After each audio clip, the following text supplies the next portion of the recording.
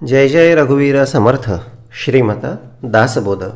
दशक 13वा. नामरूप. समास 10वा. सिकवण निरूपण नाम. श्रीराम समर्थ. पालेमाळा सुमनमाळा, फळमाळा बीजमाळा, पाषाणमाळा कवडेमाळा सूत्रे चालती. जय जय रघुवीर समर्थ.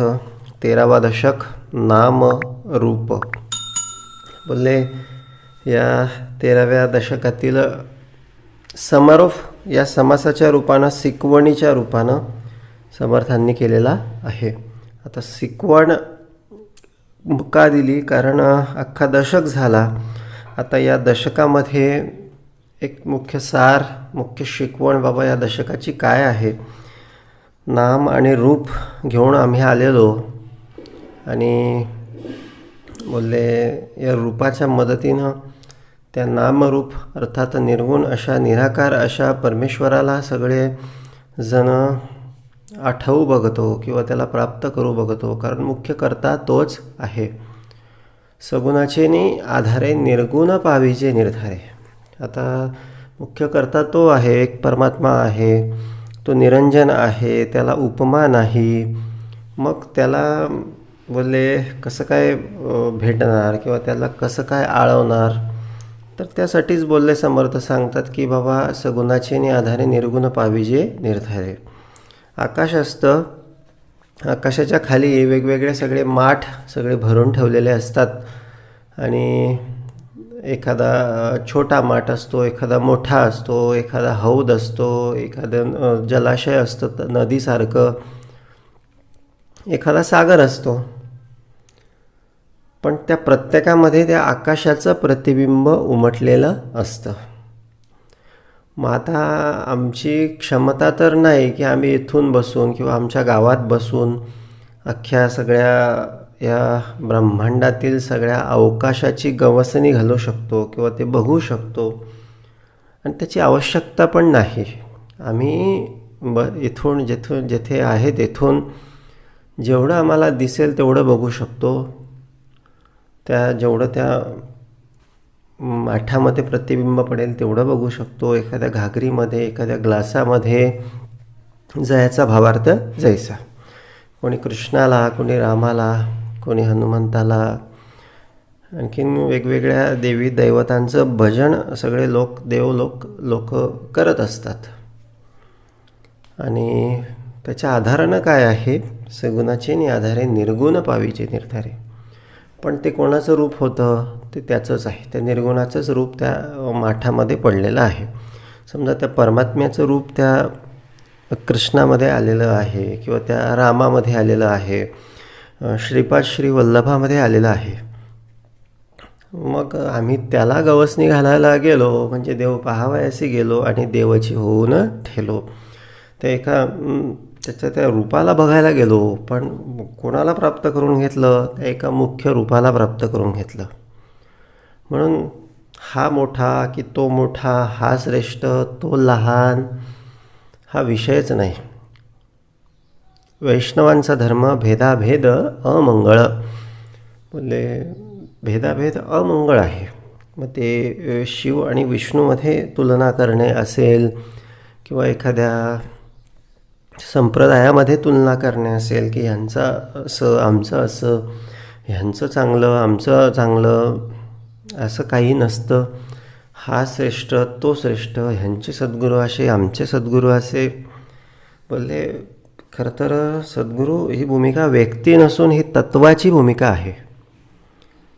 आणि म्हणूनच तत्वाकडे, त्या तत्वाशी एकनिष्ठ आम्ही राहिलं पाहिजे. व्यक्ती येतील आणि जातील, पिढ्या बदलतील आणि पिढ्या बोलले नवीन पिढीमधील एखादं त्या गादीवर एखादा व्यक्ती बसेल, पण तो कुठे बसलेला आहे किंवा ते अधिष्ठान कोणाचं लावलेलं आहे ते महत्त्वाचं आहे. त्याच्या ठायी ते गुरुत्व प्राप्त होतं. गुरुत्व म्हणजे आकर्षून घेणे. आपल्या पृथ्वीच्या वरती गुरुत्वाकर्षण असतं. म्हणून ही पृथ्वी अशी इथून या पृथ्वीवरून एखादी वस्तू अशी जोरात कुठेही फेकली तरी ती परतून कुठे येते? परतून या सगळ्या जमिनीवरच येते. पण अवकाशामध्ये जर गेलं तर तसं होत नाही. ते जे अवकाशात जाणारे जे बोलले ॲस्ट्रोनॉट असतात ते असे हवेतल्या हवेत चालत असतात, कारण त्या ठिकाणी गुरुत्वाकर्षण नसतं. म्हणजे ते त्या कक्षेमध्येच राहतात. जर का चुकून असे थोडंसं त्या ठिकाणी असं मोठं वादळ वगैरे आलं तर बोलले ते कदाचित त्यांच्या त्या यानापासून देखील कितीतरी लांब भरकटले जाऊ शकतात आणि अवकाशातच फिरत राहू शकतात, कधीच परत येऊ शकत नाही. म्हणून ते सगळे त्या कंडिशन बघूनच ते त्या ठिकाणी उतरतात किंवा ते यानाच्या जवळपास राहतात किंवा काहीतरी आसरा, काहीतरी दोरी स्वतःभोवती बांधून ठेवतात, जेणेकरून बोलले मनुष्य भरकटणार नाही. पण बोलले हे असं गुरुत्व जर नसेल तर कोण कधी कसा भरकटून जातो याचा पत्ता देखील लागत नाही. बोलले आणि ते जातात तरी अवकाशात लोक जातात तरी किती, महिना 2 महिने, 2-4-8 दिवस. तो भाग नाही, तो अभ्यासाचा भाग आहे, ते सगळं कॅल्क्युलेटेड असतं, तो काही विषय नाही. पण आता इकडे येऊया आपण. गुरुत्व म्हणजे काय आहे? आपल्याकडे असणारी सद्गुरू भूमिका आहे. आणि अवकाश म्हणजे काय आहे? भवसागर आहे. संसार म्हणजे महापुराची भूमिका आहे. या सगळ्या विषय वासनांची भूमिका आहे, लोभाची भूमिका आहे, कामाची भूमिका आहे, अहंकाराची भूमिका आहे. या अहंकारावर फार सुंदर समर्थांनी या समासाच्या शेवटी दिलेलं आहे. म्हणून हे पूर्ण श्रवण आपण नित्य केलं पाहिजे, कारण कुठल्या सगळ्या श्रवणामधून आपला कुठला सगळा भाग बाजूला समर्थ करून देतील याचा अन्यम नसतो. हात जोडून अत्यंत आदरानं माझा सद्गुरूच मला देतो आहे, देणारा तोच आहे. कारण त्याला मागितलं जातं, त्याला निवेदन ठेवलं जातं, त्याची आळवणी केली जाते, त्याचं आवाहन केलं जातं, मानसपूजा केली जाते. तेव्हा कुठे त्याच्या सगळ्या कृपेनं हे थोडंफार तोडकं मोडकं श्रवण सद्गुरू कृपेने आम्हाला सगळ्यांना लाभतं. म्हणून बोलले अत्यंत आदरानं आम्ही सगळं श्रवण केलं पाहिजे, अत्यंत आदरानं मानलं पाहिजे. आमच्यासाठीच आहे. बोलले ज्यांना प्रत्यक्ष त्याच्यापर्यंत पोहोचू शकत नाहीत, ज्यांना जमत नाही, ज्यांना वेळ नसतो, त्यांच्यासाठी बोलले बरोबर तो वेगवेगळ्या पद्धतीनं सगळं त्यांच्यापर्यंत पोहोचवतो. मुळते हे जन देखवेना डोळा. याच्यासाठी एकच भूमिका आहे की बाबा मी गुरुत्व आहे, माझ्या ठाई गुरुत्व आहे, माझ्या त्या सगळ्या भक्ताला असा अवकाशामध्ये भरकटू देणार नाही. 84च्या अवकाशामध्ये तो कुठेही किथेही गेला तरी मी त्याला खेचूनच घेणार. ही भूमिका कोणाची आहे? ही भूमिका सद्गुरूंची आहे. म्हणून धरावे ते पाय आधी सद्गुरू चरण, सद्गुरू पाय आपण धरून ठेवले पाहिजे. आणि जी शिकवण समर्थांनी आम्हाला दिलेली आहे या दशकभरामध्ये किंवा या सगळ्या दासबोधामध्ये, ती बोलले अत्यंत प्राणपणाने स्वीकारली पाहिजे. याचा भावार्थ जैसा, बोलले हा सगळा भावार्थाचा सगळा विषय आहे. ज्याने जो देव मांडला बोलले त्याच्यासाठी तो तसाच बनून येत असतो. पाणी आहे, पाण्याला जसं टाकलं तसा आकार ते घेत असतं. ग्लासात टाका किंवा एखाद्या तांब्यामध्ये टाका, एखाद्या पातेल्यामध्ये टाका, चमच्यामध्ये टाका, जायचा भावार्थ जायचा. भाव केवढा आहे ते महत्त्वाचं आहे. म्हणून अत्यंत सुंदर अशी शिकवण या सगळ्या 10व्या समासाच्या रूपानं समर्थांनी दिलेली आहे. पालेमाळा, सुमनमाळा, फळमाळा, बीजमाळा, पाषाणमाळा, कवडेमाळा, सूत्रे चालते. माळा असंख्य आहेत, असंख्य प्रकार आहेत, असंख्य व्यक्ती आहेत, असंख्य वनस्पती, असंख्य प्राणी आहेत. पण या सगळ्यांमध्ये सूत्र एकच आहे. जसं की ते फुलांच्या माळेचं सूत्र असतं. वेगवेगळे फुलं एका माळेमध्ये सगळे गुंफलेले असतात, गोवलेले असतात. आणि बोलले दिसायला तो धागा दिसत नाही, नुसते फुलं दिसतात. अत्यंत सुंदर, अत्यंत रंगीबेरंगी, अत्यंत आकर्षक. परंतु या सगळ्यांमध्ये एकच सूत्र असतं. आणि ते सूत्र आहे म्हणूनच ते सगळे कुठेतरी एखाद्या भगवंताच्या गळ्यात जाऊन पडतात. कुठेतरी बोलले शाश्वत पदाला पोहोचतात. सूत्र सोडता कामा नये. आमच्यासाठी सूत्र काय आहे? बोले एकच आहे की बोलले आम्ही वैकुंठवासी आलो याची कारण असे. भगवत भक्तीसाठी आम्ही आलेलो आहे, हे आमचं सूत्र आहे. हे सूत्र आम्ही कदापि सोडू नये. मग आम्ही वेगवेगळ्या सगळ्या पद्धतीनं या सूत्रामध्ये राहण्याचा प्रयत्न केला पाहिजे. मग वेगवेगळ्या पद्धतीनं या सूत्राला पूरक होईल अशा ॲक्टिव्हिटीज, अशा कृती आम्ही घेतल्या पाहिजे. म्हणजे पूरक कृती ज्याला असं बोललं जातं. आता शाळांमध्ये ना आजकाल सगळ्या वेगवेगळ्या सगळ्या शाळांमध्ये खूप साऱ्या ॲक्टिव्हिटीज घेतल्या जातात. वेगवेगळे सगळे डेज साजरे केले जातात. आता सध्या हे आषाढीचं वातावरण आहे आणि सगळीकडे मग त्या विठ्ठलाच्या वारीच्या सगळ्या दिंडी आयोजन वगैरे. तर या सगळ्या गोष्टी कशासाठी असतात? तर जेणेकरून काय नुसतं पुस्तकांतलं ज्ञान पाठांतर करणे म्हणजे जीवन नाही. जीवन जगण्यासाठी खूप साऱ्या गोष्टी लागतात, खूप सारी कौशल्य लागतात, खूप सारे भाव लागतात, खूप साऱ्या व्यक्तिमत्वाच्या गोष्टी असाव्या लागतात. आणि ह्या सगळ्या गोष्टींच्या दृष्टीनं ते मूल तयार झालं पाहिजे म्हणून बोलले ह्या सगळ्या ॲक्टिव्हिटीज केल्या जातात. मग आता तशाच ॲक्टिव्हिटीज वेगवेगळ्या पद्धतीनं आता उपवास जरी असला ना काय आपण नुसतं साबुदाणा खाऊन आपलं भागत नाही. मग त्याच्यासोबत आपल्याला दही पाहिजे. मग केळीचे वेफर्स वगैरे पण आणलेले पाहिजे. फळं पण पाहिजे. आणखीन वाटलं तर त्याच्यासोबत स्वीट पण पाहिजे. म्हणजे कसं आपलं सगळं सगळी रेलचेल आपल्याला पाहिजे. आणि तसंच आहे. मग काय होतं? आनंद होतो, समाधान. उपवास राहत नाही. जरी उपवास राहत नसला म्हणजे हलकं अन्न असतं. नेहमीच्या भाजी पोळीपेक्षा थोडं हलकं असतं.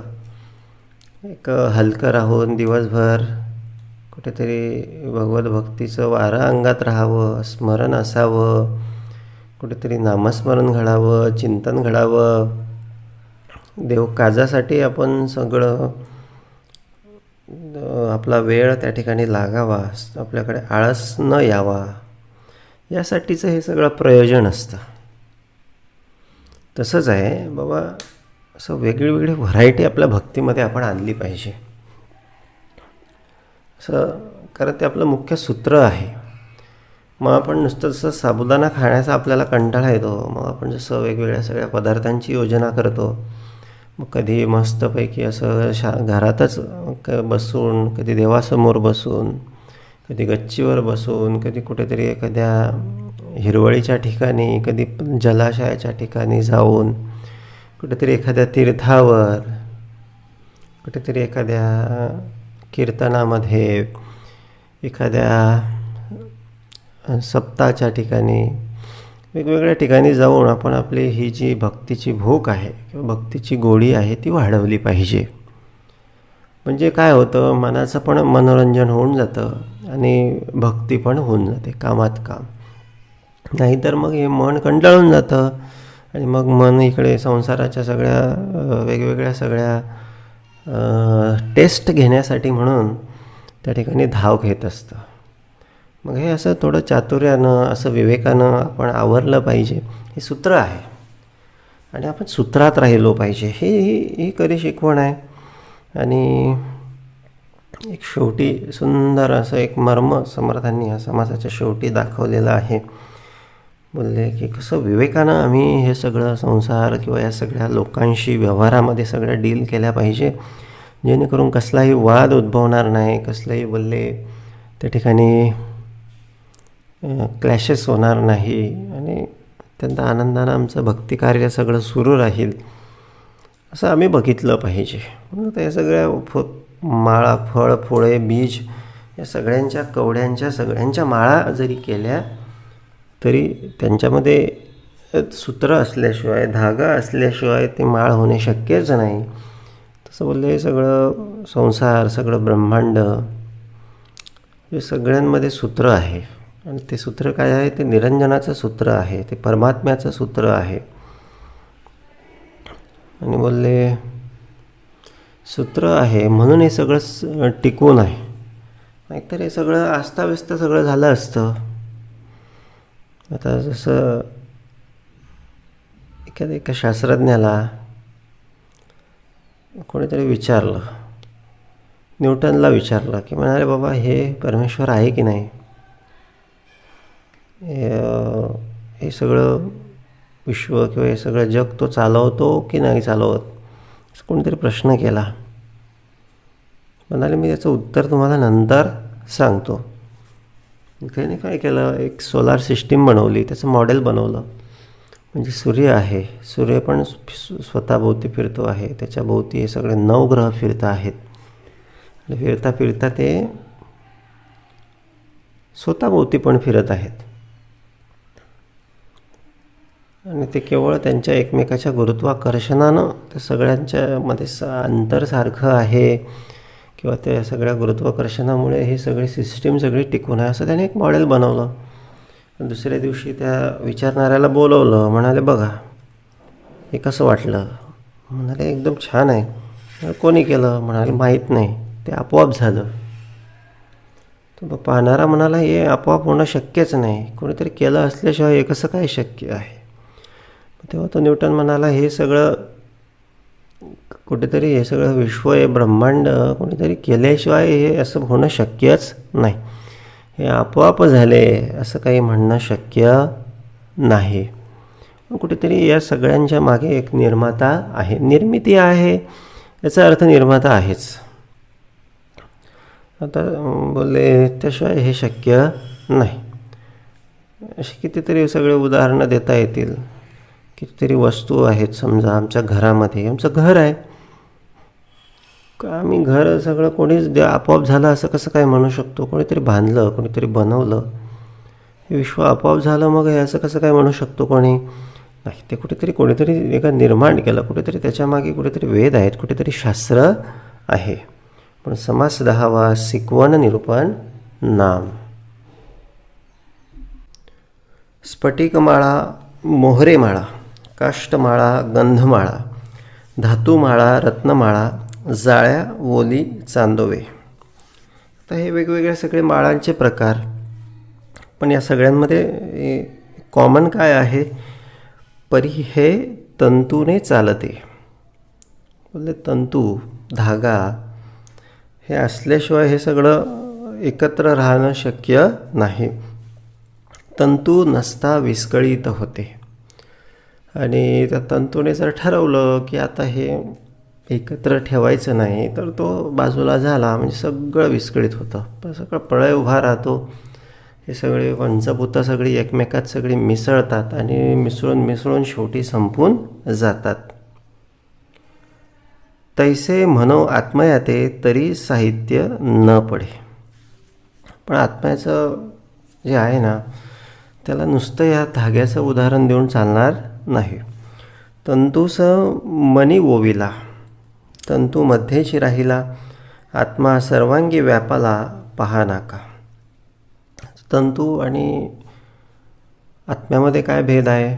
तर तंतू हा फक्त बोलले त्या मनीच्या मध्येच राहतो, पण आत्मा आत्मा तर सगळ्या मण्याच्या मध्ये मण्याच्या सेंटरमधून न जाता तो पूर्ण मण्यामध्ये भिनलेला असतो, म्हणजे पूर्ण देहामध्ये जो भिनलेला असतो. आत्मा चपळ सहज गुणे, दोरी काय चळो जाणे. आणि तो चपळ आहे, मुव्हेबल आहे, इथून इकडे सगळ्यात जात असतो. दोरी तिथे आहे तिथेच राहते. हा फरक आहे. म्हणून दृष्टांत देणे साहित्य न घडे. हे फक्त समर्थ त्या आत्म्याला व त्या परमात्म्याला त्या दोरीचा धाग्याचा दृष्टांत बसू शकत नाही हे आपणाला दाखवत आहे. नाना वल्लीत जळांश, उसामध्ये दाटला रस, तो रस आणि बाकस एक नव्हे. आता जसं त्या वनस्पतींमध्ये पाणी असतं, आता त्याची उपमा समर्थ या ठिकाणी देऊ बघत आहे. आणि पाणी असतं, रस असतो, आणि त्या ठिकाणी जे सॉलिड सगळं मटेरियल असतं त्याला बाकस असं बोललं जातं. ऊसाचा जर विषय घेतला तर ऊसाच्या भोवती जे टणक आवरण असतं ते बाकस असतं. आतमध्ये जो रस असतो जलमय असतो, लिक्विड असतो. ऊसामध्ये दाटला रस, परी तो रस आणि बाकस एक नव्हे. पण हे या दोन्ही भूमिका काही एकच नाही. म्हणजे या दोन्ही भूमिका कशा आहेत? या दोन्ही भूमिका वेगवेगळ्या आहेत. देही आत्मा, देह अनात्मा, त्याहून पर तो परमात्मा, निरंजनास उपमा असे चिन्ह. देही आत्मा, देह अनात्मा. देहाच्या आतमध्ये कोण असतो? देहाच्या आतमध्ये आत्मा असतो. आणि देह अनात्मा, देह आत्मा नाही. ती भूमिका काय आहे तर ती त्याला त्या भूमिकेला अनात्मा असं बोललं असतं. म्हणजे देहाला अनात्मा असं बोललेलं आहे. त्याहून पर तो परमात्मा. आता बघा ना, निरंजनाचा उपमा असे चिन्ह. आता या ठिकाणी 3 गोष्टी आहेत. एक आत्मा आहे, एक अनात्मा आहे आणि एक परमात्मा आहे.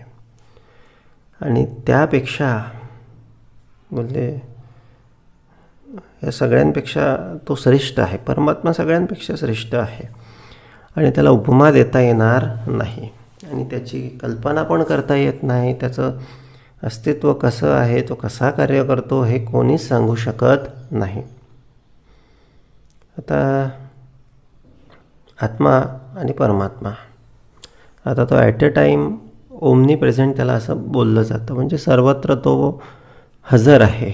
तो ॲट अ टाईम अखिल ब्रह्मांडामध्ये भरून उरलेला आहे. ॲट अ टाईम आपल्या देहामध्ये पण आहे.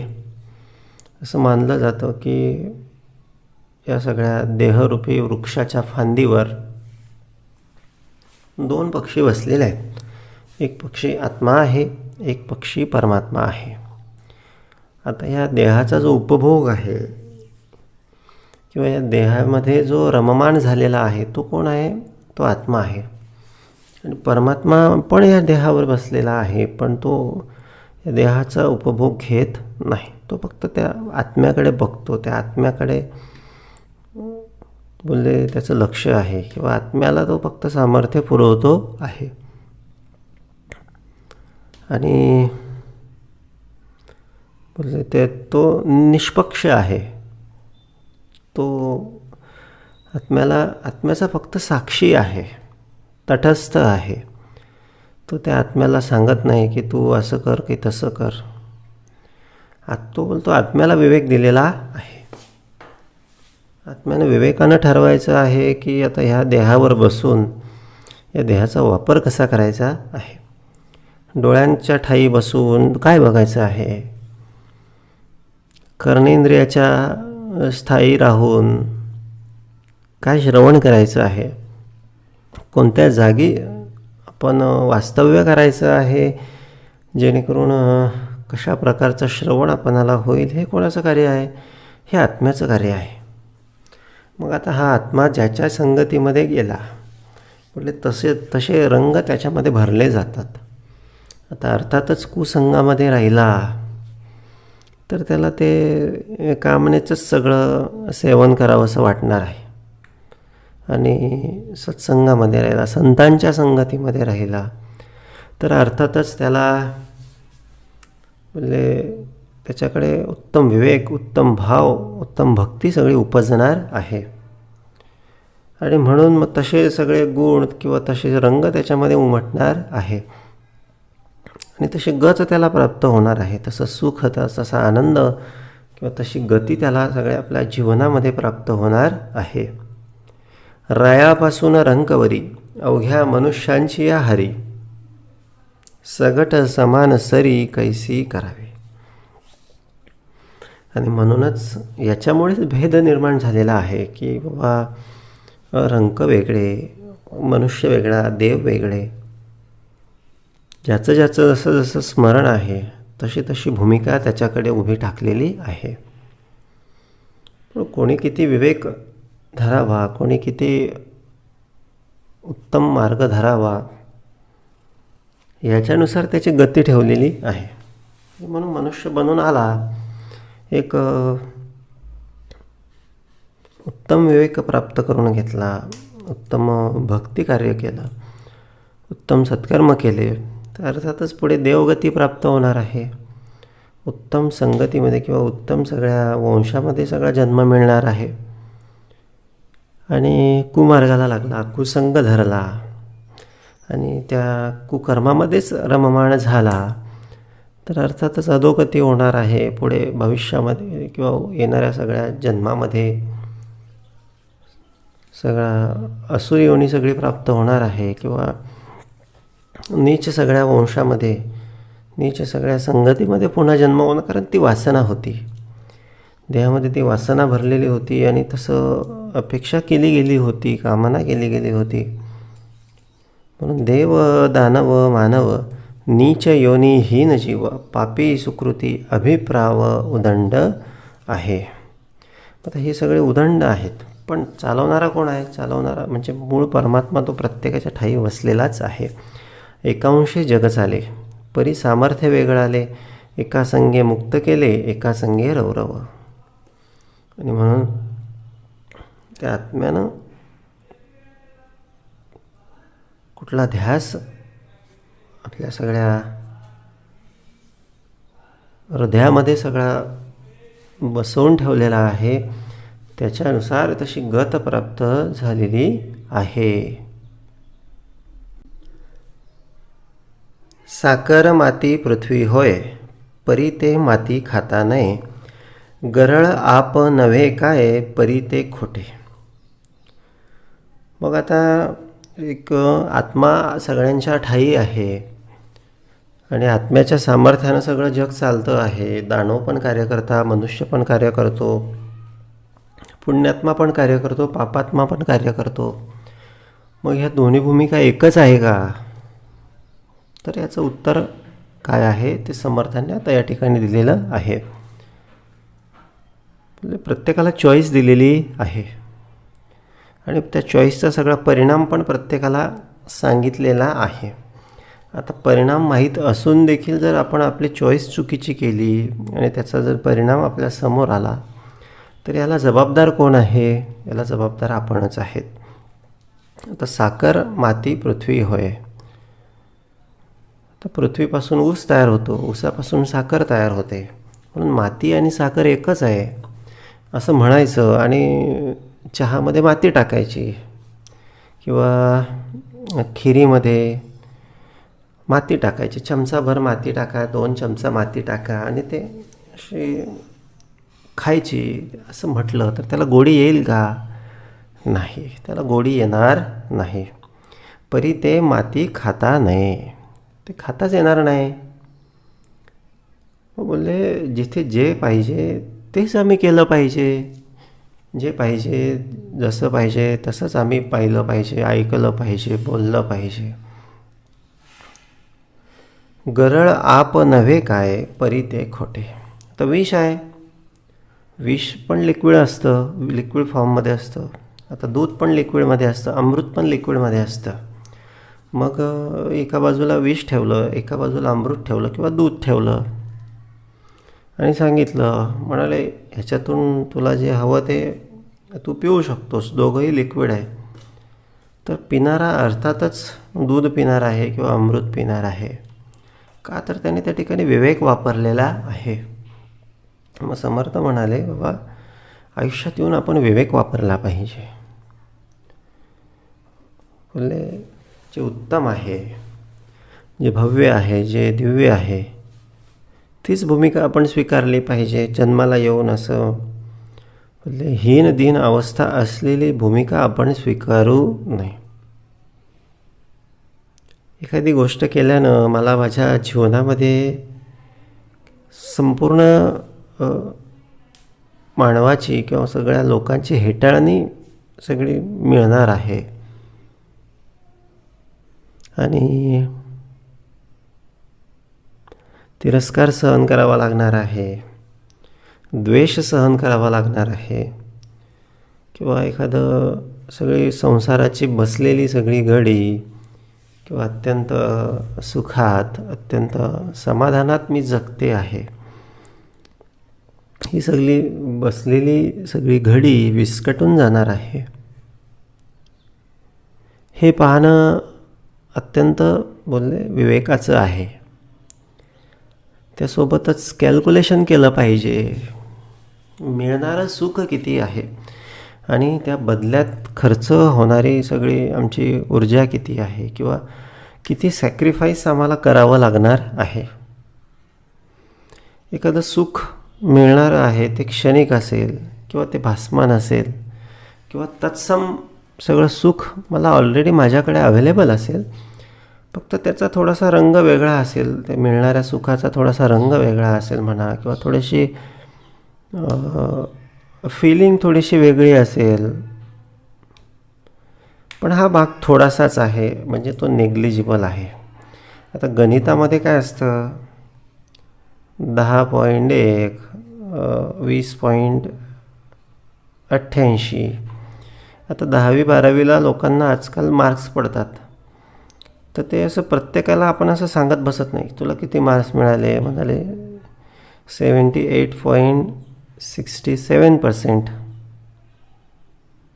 77.67%. तर असं आपण सांगत बसत नाही. मग तो काय सांगतो, एक तर 77 सांगतो किंवा 78च सांगतो, कारण अर्धा एखाद दुसरा मार्क असतं तर त्याला ते तेवढं झालं असतं. राऊंड फिगर बोलले शेवटी काय राऊंड फिगर केली आणि जे महत्त्वाचं काय आहे तेवढं सांगितलं. मग हे जे तुलनेत मिळणारं जे सुख आहे ते असं नेग्लिजिबल आहे, ते सांगता पण येणार नाही.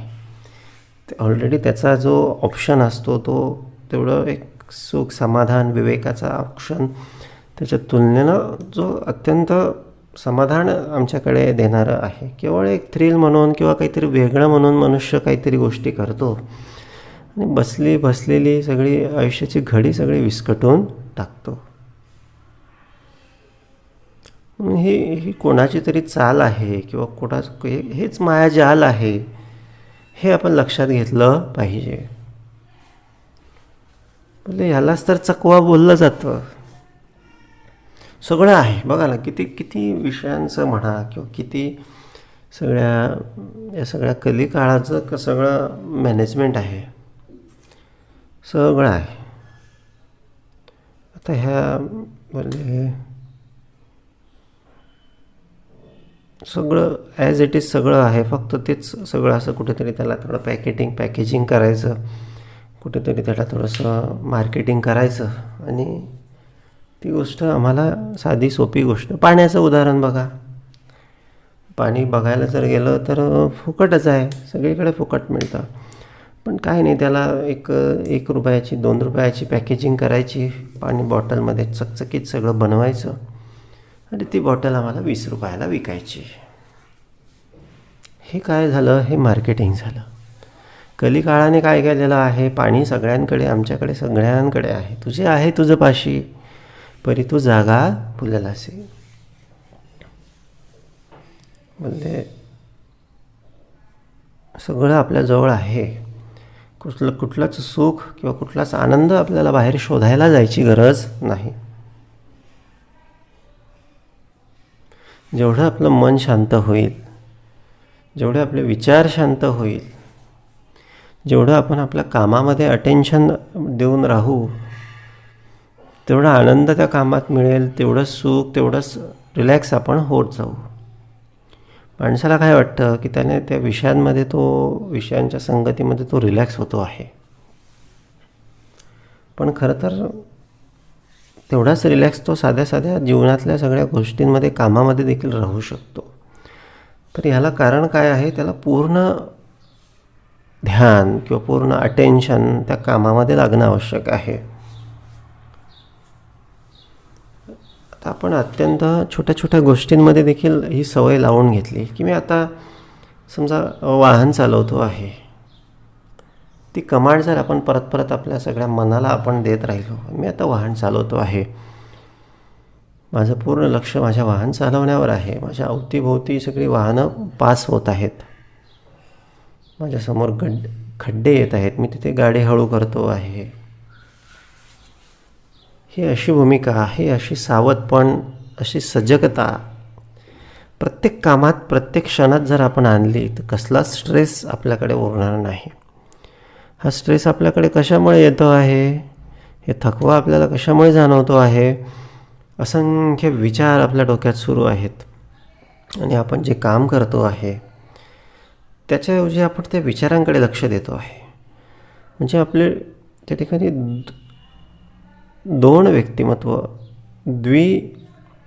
व्यक्तिमत्व भूमिका त्या ठिकाणी आपली उभी राहते आहे. आणि परिणाम असा होतो आहे की ज्या कामाला समजा 10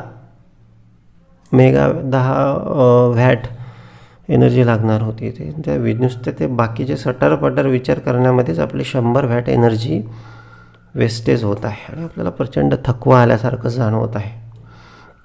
पण त्याच छोट्याशा कामामध्ये समजा आता जेवण करतो आहे, एक असं भान आपण जर ठेवलं की मी जेवण करतो आहे, परत परत असं आपल्या स्वतःशी बोलत राहायचं, मी जेवण करतो आहे, मी आता एक घास उचलतो आहे, मी एका घासाचा आस्वाद घेतो आहे.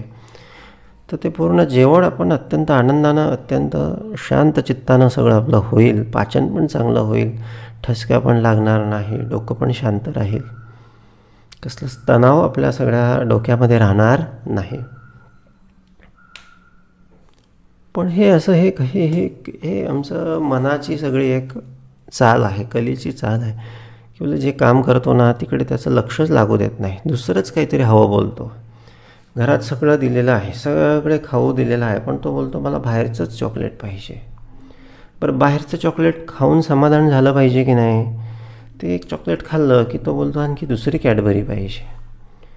मग तेवढ्यानं तरी थांबायला पाहिजे की नको? ते खाल्लं की आणखी काहीतरी वेगळंच बिस्किट त्याला दिसतात. हे खायचं नाही, हा फक्त छलावा आहे, छळ आहे. कोणाचा छल आहे? आपल्या मनाने आपला केलेला छल आहे. मृगजाळ दाखवतो आणि तिकडे आपल्याला भुलवतो, तिकडे आपल्याला फसवतो आणि तिकडे गेलो की काहीच नसतं. तुझे आहे तुझपाशी परी तू जागा बोललेशी, साकर माती पृथ्वी होय परी ती माती खाता नाही, गरळ आप नव्हे की काय परी ते खोटे. मग आता जे चकचकीत आहे ते गरळ आहे आणि जे चकचकीत नाही पण ते पाण्यासारखं दिसतं आहे, पण त्याच्यात जीवन आहे. आता चॉईस आपली आहे. चकचकीतच्या मागे जाऊन विष प्यायचं की जे आपल्या घरी सहज अवेलेबल आहे, पाणी पिऊन मस्त तृप्त व्हायचं, छानपैकी झोपायचं, मस्त ताट मानेनं सगळं जगायचं, स्वाभिमानानं सगळं जगायचं, आनंदानं परमेश्वराची भक्ती करायची. आणि आणखी एक विशेष आहे की ह्या सगळ्या गोष्टी केल्या ना, म्हणजे बाहेरचं असं चकचकीत खाल्लं ना, मग भक्तीमध्ये मन लागत नाही. आणि भक्तीच तर धागा आहे. पांडुरंगा मी पतंग तुझ्या हाती धागा. धागा कोणाकडे आहे? तो अभंग आपण ऐकला असेल. पांडुरंगा मी पतंग तुझ्या हाती धागा. आपल्याला उडवणारा कोण आहे? पांडुरंग आहे. त्याचा धागा आहे. पण तो धागा सुटला म्हणजे आपण कुठे जाणार आहे? सगळ्या वावटळीत आपण सापडणार आहे. हे सगळं इंटर रिलेटेड आहे. सगळं असं एकमेकाशी सगळे संबंधित आहे. म्हणून बोलले एक थोडं फार सुंदर असं शिकवण समर्थांनी शेवटच्या समासाच्या रूपानं कसार आयुष्याचं आम्हाला सगळं सांगून टाकलं. तुझे आहे तुझं पाशी, एवढं लक्षात ठेवायचं. या समासाचा सार काय आहे? तुझे आहे तुझं पाशी, परे तू जागा बोलेला. अशी जागा म्हणजे काय आहे? अटेन्शन, कॉन्सन्ट्रेशन, लक्ष, ध्यान बोलायला असे. ध्यान बाहेर लावून राहिलं. आपल्या छोट्या छोट्या कामामध्ये एक छोट्या छोट्या कामाचा आनंद घ्यायचा. जेवणाचा आनंद, चालण्याचा, बसण्याचा, नामस्मरणाचा, भक्तीचा, उपासनेचा, श्रवणाचा. जे करतो आहे त्या ठिकाणी 100% प्रेझेंट राहायला आपण शिकलो पाहिजे. आणि हे असं जर आपण राहिलो तर बोलले अवघा रंग एक झाला. तेच आनंद आपल्या आयुष्यामध्ये झाल्याशिवाय एकच एक व्यक्तिमत्व घेऊन आपण जगायचं. वेगळी आणि ड्युअल व्यक्तिमत्व घेऊन आपण जगू नये. पुण्यात्मा आणि पापात्मा दोहीकडे अंतरात्मा, साधू भोंदू सीमा सांडूच नये. आता पुण्यात्मा आणि पापात्मा दोन्ही ठिकाणी अंतरात्मा आहे. म्हणून बोलले साधू भोंदू सीमा सांडूच नये. साधू वेगळा आणि भोंदू वेगळा. साधू असेल तर त्याला वंदन करावं. भोंदूला वंदन करून काय उपयोग आहे? किंवा त्याला वंदन करून काय फायदा भेटणार आहे? कुठे आपली फसगतच होणार आहे. पण ह्या गोष्टी करत असताना किंवा ह्या गोष्टी बघत असताना जसे आम्हाला कळते की काय चांगले आहे, काय वाईट आहे, तसाच विवेकाचा भाग आहे. बोलले आम्ही पण बोलले हीच शिकवण अंतरी बांधली पाहिजे, अंतरी ठेवली पाहिजे. करंट पण सांडलं पाहिजे, उत्तम गुण धरले पाहिजे, ही अपेक्षा समर्थांची आहे. अंतर एकतो खरे, परी सांगाते घेऊ न येती महारे, पंडित आणि चाटे पोरे एक कैसे. अंतर सगळ्यात सगळे दिसायला सगळे माणसंच दिसतात. एक पंडित आहे आणि एक अत्यंत बोलले घाणेरडा सगळा मनुष्य आहे किंवा मलिन सगळा कर्म असलेला सगळा मनुष्य आहे. आता हे कर्म म्हणजे कशी अवगुणाची कर्म आहेत. एक हा प्रश्न इथे कामाचा नाही किंवा श्रमाचा नाही, हा अवगुणाचा प्रश्न आहे. बोलले अंतर बोलले एक असलं, अंतःकरण एक आहे, दिसायला मनुष्य माणसासारखा दिसतो आहे म्हणून काही कोणालाही आम्हाला वंदन करून चालणार नाही. पंडित आणि चाटेपोर यांच्यामध्ये निश्चितपणे भेद आहे. मनुष्य आणि गधडे, राजहंस आणि कोंबडे, राजे आणि माकडे एक कैसी. मनुष्य आणि गधडे. आता गधडे असं आहे की बाबा एक त्याला गधडं का बोललं जातं, त्याचं एकच मुख्य कारण आहे की बोलले त्याला किती तुम्ही धुवून पुसून स्वच्छ करावं, सुंदर बनवावं, पण ते जाणार सगळं घाणीच्याच ठिकाणी, लोळणार त्या ठिकाणी. आणि ही भूमिका, या भूमिकेला गधडा म्हटलेला आहे. बाकी तो प्राणी तर चांगलाच आहे, काम करतो, कष्ट करतो, ओझी वाहतो. ही भूमिका त्याच्याचकडे असते का? माणसाला पण आपण कधी कधी गाढव म्हणतो, कधी कधी गधडं म्हणतो. की बोलले जे उत्तम ज्याला कधी कळलेलं नाही, चांगल्या गोष्टींचा जो कधी ध्यास धरत नाही, कायम त्याला सगळं घाणीमध्ये सगळं लोळावंसं वाटणार, कायम तो चुकीच्याच सगळ्या गोष्टी करणार, चांगल्या गोष्टी सोडून देणार, त्याला गधडं असं बोललेलं आहे. मनुष्य आणि गधडे, राजहंस आणि कोंबडी. आता राजहंस आणि कोंबड्यामध्ये काय फरक आहे? राजहंस उत्तम शुद्ध सत्व गुणाचं सगळं सेवन करणार. त्याला जरी पाणी टाकून दूध दिलं तर त्यातलं तो दूधच घेणार, म्हणजे तो नेहमी उत्तमच घेणार. जो नेहमी उत्तमच घेतो, जो नेहमी उत्तमच करतो, जो नेहमी उत्तमच वागतो, जो नेहमी उत्तमच बोलतो, त्याला राजहंस बोललं जातं. आणि राजहंस का बोललं जातं? मग त्याला ती उपाधी मिळते किंवा त्याला तसं सामर्थ्य मिळतं किंवा तसं त्याला त्याचं आयुष्य राजासारखं तो जगत असतो. सर्व ठिकाणी त्याला सन्मान मिळत असतो, सर्व लोक त्याला मानत असतात. पण थोड्याशा जिभेच्या चोचल्यांसाठी म्हणा किंवा थोड्याशा इंद्रियांच्या सुखासाठी बोलले आपलं आयुष्य भिकाऱ्यासारखं करून घेऊ नये. आपलं आयुष्य कसं जगायला पाहिजे? आपण आपलं आयुष्य हे अगदी राजहंसासारखं आपण जगायला पाहिजे. बोले याच्यातच विवेक आहे, याच्यातच हित आहे आणि याच्यातच शहाणपण आहे.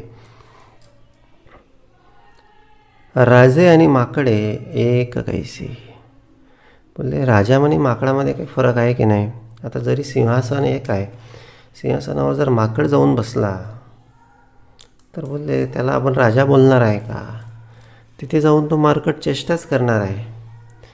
तो तिथे जाऊनही बोलले तो खाण्याच्याच सगळ्या गोष्टी बघणार आहे. तिथे त्याला ते हिरे माणिक मोते सुवर्ण राज्यकारभार जनता यांच्याशी त्याला काही देणं घेणं नाही.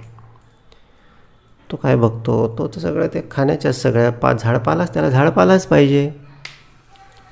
मग आपल्याला एवढा अमोघ, एवढा सगळा अप्रतिम असा सगळा मनुष्यजन्म मिळाला आणि हे सगळं खाण्यापिण्यात, विषयांच्या सगळ्या खाण्यापिण्यात घालवण्यासाठी मिळाला का? हे तर आम्ही आधी पण केलेलं आहे. आता लोक आवडीनं मांसाहार करतात. ते तर आधी सगळे प्राणी बनवून आम्ही कितीतरी सगळे मांसाहार केलेला आहे. कोणाला सगळं काम वाचण्याच्या सगळ्या भोगामध्ये सुख वाटत असतं. बाबा असं प्राणी सगळं ते करतच असतात. ते पण आधी आम्ही खूप सारं केलेलं आहे. मग मनुष्य जन्मात येऊन पण हेच करायचं का? याचा कुठेतरी विचार केला पाहिजे. विचार करेल तो मनुष्य आहे, विचार नाही करणार तर तो पशु आहे. विचाराचाच फरक आहे, विवेकाचाच फरक आहे. बाकी सगळ्या क्रिया आपल्या आणि पशूंच्या सगळ्या सारख्या आहे. म्हणून समर्थ बोलले बाबा आता राजा झालं पाहिजे. काय त्या माकड चेष्टा पुन्हा पुन्हा सगळ्या करत बसायच्या? राजे आणि माकडे एक कैसी. भागीरथीचे जळ आप, मोरी संवदनी तेही आप, कुशीळ उदक अल्प सेववेना. आता एक सुंदर उदाहरण समर्थांनी दिलं. बाबा लोक गंगा तीर्थाला जातात, गंगेचं सगळं जल सगळं घरी घेऊन येतात आणि सर्व पूजा विधीच्या सगळ्या कार्यासाठी ते वापरतात, त्याचं सेवन करतात, तीर्थ म्हणून सेवन करतात. आणि त्याच्याऐवजी मग असं गटारीतलं पाणी किंवा असं खोल अशा दुर्गंधयुक्त पाणी मनुष्य का सेवन करत नाही? ते पण पाणीच आहे, हे पण पाणीच आहे. म्हणून असं जगायचं म्हणून असं कसं तरी जगायचं का? करायचं म्हणून काही करायचं का? जसं मनुष्य विष आणि दूध याच्यामधून दुधाचं सेवन करतो, गंगाजल आणि गटारीचं पाणी याच्यामधून गंगेच्या जलाचं सेवन करतो. मग का म्हणून तो सगळा कुसंगाकडे, आणखी करंटपणाकडे, त्याच सगळ्या करंटपणाच्या गोष्टी, त्याच सगळ्या कामनेच्या सगळ्या गोष्टी का त्याला उपरती येत नाही? कधी त्याला उपरती येणार? हा विवेक याच्यावर मनन झालं पाहिजे. या आठवड्यामध्ये आता या सगळ्या समासाची सगळी उपासना होणार ना, तर याच्यावर सगळं मनन झालं पाहिजे, याच्यावर सगळं चिंतन झालं पाहिजे. या कारणे आचार शुद्ध. आता हे सगळं सांगितलं, कशासाठी सांगितलं? ह्याच्यासाठी सांगितलं. आता समर्थ कन्क्लुजनकडे येत आहेत. बोलले आतापर्यंत बाबा सांगितलं, प्रस्तावना केली, आता साराचं समर्थ आपणाला सांगत आहेत की बाबा याच्यासाठी आचार शुद्ध पाहिजे. स्पष्ट सांगतो. कधी कधी उदाहरणं जास्त झाले ना की काय घ्यायचं काय आहे, काय समजून घ्यायचं आहे हे कळत नाही. तुला तर स्पष्ट सांगतो, बाबा आचार शुद्ध ठेव, उत्तम बघ, बघताना जाणीव ठेव की बोलले मी उत्तमच बघतो आहे. आणि काही अशुद्ध सगळं पाहण्यात आलं असेल तर लगेच स्वतःशी संवाद साधला पाहिजे. तुकोबा बोलतात की नाही, वृक्षवल्ली आम्हा सोयरी वनचरी मनाचा होय मनाशी संवाद. तुकारामांना संतांना काय अपेक्षित आहे, आपण बाबा बाहेर गप्पा मारत बसतो, बाहेर सगळं इकडच्या तिकडची सगळी चॅटिंग करत बसतो, पण मनाशी स्वतःशी संवाद करतो का? रस्त्याने समजा एखादी गोष्ट चुकीची करतो आहे, मग अशा वेळेस आपण संवाद केला पाहिजे, मनाला सगळी कमांड केली पाहिजे, you are doing wrong business, बाबा तू चुकीची गोष्ट करतो आहे, हे आपलं काम नाही. हा संवाद जर मनाशी लावला तर मन तिथून लगेच बाजूला दूर होईल. मनाचे मालक आपण आहोत, मन आपलं मालक नाही. मनाला आपण कंट्रोल करायला शिकलं पाहिजे, मन आपल्याला नाही. आपण असं प्रत्येक कृतीमध्ये मनाला कमांड केली पाहिजे, सवय लावली पाहिजे छोट्या छोट्या गोष्टींची. मन असं डायरेक्ट असं मोठ्या सगळ्या विषया वाचनांच्या ठिकाणी आपलं ऐकत नाही, त्याला आधी छोट्या छोट्या पाणी पिण्याच्या ठिकाणी म्हणा, आता मी आता मला पाणी प्यायचं आहे, सगळं पाण्याकडे, पाणी घे, ग्लास घे, पाणी भरून घे, पाणी पितो आहे, पाण्याचा एक एक घोट मी सेवन करतो आहे. असं प्रत्येक क्षणाला मनाशी संवाद. आपुलाची वाद आपण असे, हा वाद आपल्याला आपण घालता आला पाहिजे, मनाशी वाद घालता आला पाहिजे. म्हणाल नको म्हणा, you are not permitted to go there, तिकडे जाण्याची तुला परवानगी नाही. You have to be stay here, you should stay here, तू इथेच थांबला पाहिजे, तुला इथेच थांबावं लागेल.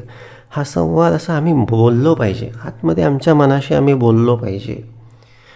तेव्हा कुठेतरी हे मनाला सवय लागते. छोट्या छोट्या गोष्टी, अभ्यासाचे पण तसंच, झोपताना तसंच, गाडी चालवताना तसंच, कुठे जायला लागलं इकडे तिकडे विचार करायला लागलं, नाही, you are not permitted, you are not allowded. तुला हे इकडचं तिकडचं जे काम करतो आहे त्याच्यामध्ये फक्त लक्ष दे, बाकी तुला दुसरीकडे जाण्यासाठी परवानगी नाही. हा असा संवाद घडीने घडी, क्षणानुक्षण आमच्याकडे उभा राहील. हेच समर्थांनी आम्हाला मनाच्या श्लोकांच्या माध्यमातून सांगितलेलं आहे की बाबा रे, घडीने घडी काळ सार्थक करावा, घडीने घडी सार्थकाची करावी. आणि ही सदा संगती सज्जनाची संगती म्हणजे ही आमचीच संगती आहे, सज्जन आमच्याच आतमध्ये आहे. अशाच या सज्जनाला आम्ही सोबत ठेवावं आणि त्या मनाला सगळं दरडावत राहावं, अशी अपेक्षा समर्थांची आहे. हे फार सुंदर आहे, हे फार सहज आहे, फार गहन आहे. बघा, असं करून बघा, सगळा ताणतणाव हलका होऊन जाईल. आणि एक साक्षी भाव, स्थायी भावानं आम्ही जगायला त्या ठिकाणी शिकणार आहोत. म्हणून म्हणजे कुष्ठीळ उदक अल्प सेवविना, या कारणे आचार शुद्ध, त्या उपरी विचार शुद्ध. आचार शुद्ध करायचा, मग हळूहळू मनसुद्धा, विचारसुद्धा आपले त्यांनासुद्धा वॉश करायचं, त्यांनासुद्धा न्यूट्रल करायचं. आणि वितरागी आणि सुबुद्ध ऐसा पाहिजे. आणि अर्थातच हे सगळं मन, आचार आणि विचार शुद्ध झाले म्हणजे वैराग्य येणार आहे. नको त्या सगळ्या गोष्टींपासून आपण अलिप्त जाणार आहे. आणि सुबुद्ध, एक विवेकाचं धारणा आपल्याकडे उभे राहणार आहे. विवेक, विचार, सुबुद्धी आपल्याकडे सगळी प्रकटणार आहे. शुराणहून मानिले लंडी, असं केलं पाहिजे, असंच केलं पाहिजे, ह्याला पर्याय नाही. आणि असं जर आपण नाही केलं तर काय होणार आहे? शुराहून मानिले लंडी, एखादा भित्रा आणि भोळसट घाबरट एखादा सगळा मनुष्य आहे, त्याने कुठेतरी वशिल्याने, पैशाने तो बोलला की मला आता त्या ठिकाणी सेनापती बनायचं आहे, सैन्याचं सगळं आर्मी प्रमुख, आर्मी चीफ बनायचं आहे.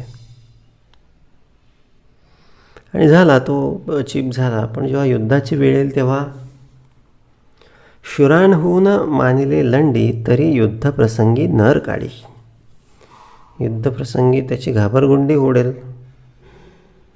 आणि तो त्या ठिकाणी पळून जाईल. सगळं सैन्याचं खच्चीकरण होईल आणि अर्थातच सगळं तो राज्य सगळं ते राज्याला त्यांचं तो स्वतःचं स्वातंत्र्य गमावल्याशिवाय त्या ठिकाणी पर्याय उरणार नाही. शूर कोण आणि लंडी कोण? हे मन आहे ना, मन हे हे हे लंडी आहे. हे उत्तम कार्याला, परमार्थ कार्याला, अभ्यासाला, अशा कष्ट करण्याला अशा ठिकाणी ते काय करतं? ते घाबरतं. आणि असं कुठेतरी लोभाच्या, विषयाच्या, कामनेच्या सगळ्या व्रताला ते काय करतं? ते लगेच होकार भरतं. म्हणजे जिथे धीरानं लढण्याचं काम आहे तिथे ते घाबरतं. पण आम्ही त्याला जर राजा बनवलं किंवा त्याला जर सेनापती बनवलं तर आमची हालत काय होणार आहे याचा आम्ही विचार केला पाहिजे. श्रीमंत सांडून बराडी सेविता कैसे. श्रीमंताचा आश्रय घेण्यापेक्षा एखाद्या भिकाऱ्याचा आश्रय घेतला, तो भीकच मागायला लावणार आहे, दुसरं काय करणार आहे. एका उदके सकळ झाले परी पाहून पाहिजे सेविले. सगट अवघेच घेतले तरी ते मूर्खपणा. म्हणून दिसायला गोष्टी सगळ्या सारख्या दिसतात, पण काय घ्यायचं काय नाही सगळ्या चांगल्या वाटतात. याचा विचार किंवा याचा नेम आम्ही केला पाहिजे. जीवनाचेच झाले अन्न, अन्नाचे झाले वमन, परी वमनाचे भोजन करिता नये. जेवण केलं बोलले आणि पाणी पिलं, पाण्यापासून वनस्पती तयार झाल्या, त्याचं अन्न झालं, आम्ही ते जेवण केलं. आणि वमन झालं ते पण लिक्विड, ज्याच्यापासून वनस्पती झाल्या ते पण लिक्विड, पण दोघांमध्ये भेद आहे. आणि त्यातलं एकाचंच सेवन आम्हाला करता येतं. तसं तैसे निंद सोडून द्यावे. तसं जे बाबा निंदनीय आहे ते निंदनीयच आहे, ते हानिकारकच आहे, ते त्रासदायकच आहे, ते सगळं अधोगतीलाच नेणारं आहे, ते सोडून द्यायला पाहिजे. समर्थ सांगतायत ना, आता एवढं साधं सोपं सहज सांगतायत, हळुवारपणे सांगतायत, सोडून द्या, काही हरकत नाही. आपल्यासाठीच, आपल्या सगळ्यांना त्यासाठीच सांगतायत, सोडून दिलं पाहिजे. आणि वंद्य ते हृदयी धरावे, सत्कीर्तीने भरावे भूमंडळ. वंद्य गोष्टी कराव्या, वंदनीय कामं करावी आणि सगळं हे सत्कीर्तीनं हे सगळं भूमंडळ सगळं भरून टाकावं. उत्तमासी उत्तम माने, कनिष्ठास ते न माने, म्हणून करंटे देवाने करून ठेविले. जे बोलले उत्तमासी उत्तम माने, उत्तमाला जर आपण स्वीकारलं तर आपलं उत्तम होणार, आपले सगळे उत्तम लोक आपल्याला मानणार. आणि